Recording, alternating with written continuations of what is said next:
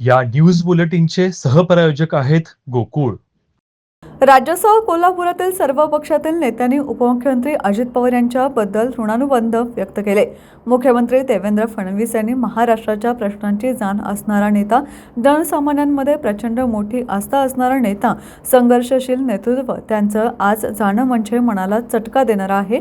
आजचा दिवस हा खूप कठीण आहे. आम्ही एकत्र काम केलं आहे, त्यामुळे त्यांना जवळून अनुभवलं असल्याचं सांगत विश्वासच बसत नाही की ते गेलेत, अशा भावना देवेंद्र फडणवीस यांनी व्यक्त केल्या. उपमुख्यमंत्री एकनाथ शिंदे यांनी आपल्या भावना व्यक्त करताना प्रशासनावर पकड असणारा, नेहमीच परखड स्पष्ट वक्तेपणा असणारे अजित पवार होते.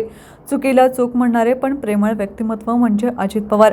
वेळेचं भान ठेवणारे पवार असल्याचं त्यांनी आपल्या त्यांच्याबरोबरच्या अनुभवातून सांगितलं. त्यानंतर कोल्हापूरमध्ये पवारांचे निकटवर्तीय असणारे मंत्री हसन मुश्रीफ यांना त्यांच्या जाण्याने अश्रू अनावर झाले. आम्ही पोरके झालो म्हणत ते निशब्द झाले.